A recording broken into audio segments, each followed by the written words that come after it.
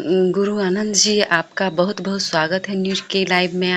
आपका आपसे एक प्रश्न है मेरा कि धन्यवाद। आज के डेट में जो है कि बहुत सारे ऐसे लोग हैं जिसमें जी। मतलब वो असाध्य रोग है, जिसको हुँ, चर्म रोग बोलते हैं। छोटे हुँ। बच्चे, बड़े लोग, बूढ़े को भी वो हाँ, सब। हाँ, चर्म सफेद रोग दाग में। हो जाता है। तो हुँ। उसके लिए आप क्या उपाय बता सकते हैं? देखिए, सफ़ेद दाग में तो सबसे पहले हम लोगों को पहला सलाह हम ये देते हैं कि खान-पान से होता है और जेनेटिक से होता है और रिएक्शन से होता है ना? तो खान-पान में क्या ऐसा खा खान-पान लेते हैं? में जैसे आप मछली और खा लेते हैं, फिर कुछ समय में दूध पी लेते हैं या प्याज खा लेते हैं, फिर दूध पी लेते हैं, तो इससे सफ़ेद दाग होने की आशंका बढ़ जाती है। उसके बाद कुछ एंटीबायोटिक दवा रिएक्शन करता है, जैसे आपने दवा लिया या शराब पिया, वो शराब आपके शरीर में सूट नहीं किया तो उससे भी सफ़ेद दाग हो जाता है। और तीसरा पॉइंट है कि जेनेटिक खानदानी खानदानी ओह! अगर किसी के माँ बाप को है तो वहाँ पे भी हो जाएगा, है ना? ओह! तो एक तो 3 प्रकार है। अब रह गया बात इसकी इलाज का। तो इलाज में क्या है कि हमारे आश्रम में हम कुछ जड़ी बूटी देते हैं, कुछ हुँ, दवा लगाने के लिए देते हैं। तो इससे क्या है कि वो सफ़ेद दाग 18 महीना हुँ, के अंदर का हुँ, कोर्स होता है। हुँ, वो तो ठीक जाता है 2-3 महीना में ही, हुँ, लेकिन उसको 18 महीना का कोर्स हम बना दिए। 18 महीना में खाने से वो जड़ से ठीक हो जाता है। ये सफ़ेद दाग का है। और ओह! चर्म रोग में और भी प्रकार होते हैं, फंगस का बहुत सा चीज होते हैं, है ना?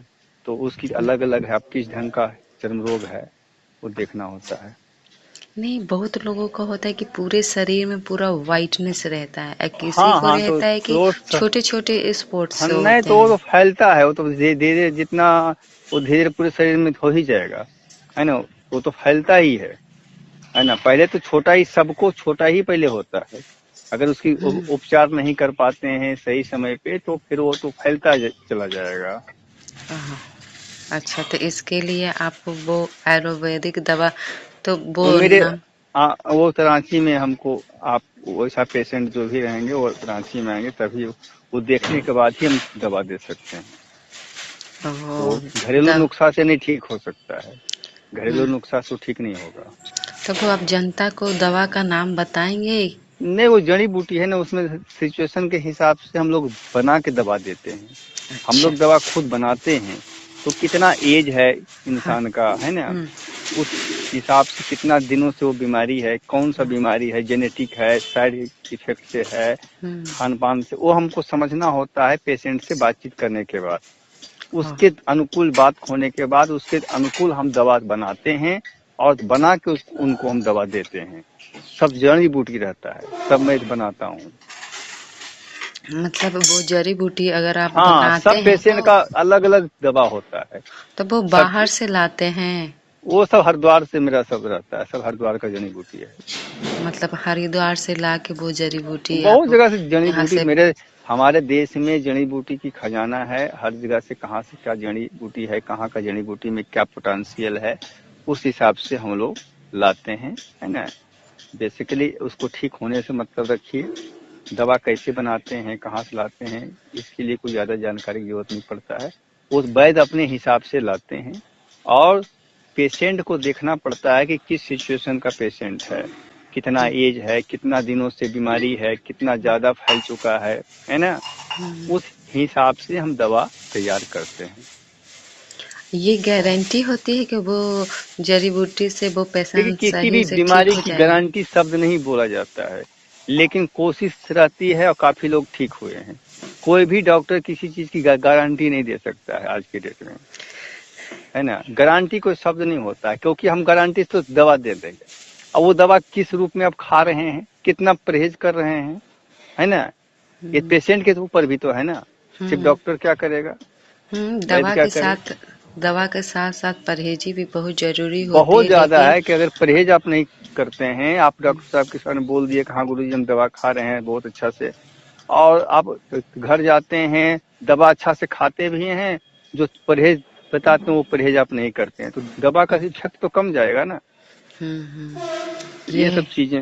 होती है। मतलब कहने का मतलब ये है कि दवा के साथ परहेजी भी बहुत जरूरी है, सबसे तभी। ज्यादा परहेज है ना, फर्स्ट परहेज है तब दवा है। तो है इसमें ना, परहेजी मान लेते हैं, वो आयुर्वेद दवा खाने के बाद परहेजी क्या क्या जो ये भी लोग चीज हम बताएंगे, जो बरतते चीज हम बताएंगे परहेज में, हैं? वो उस हिसाब से उनको परहेज करना पड़ेगा।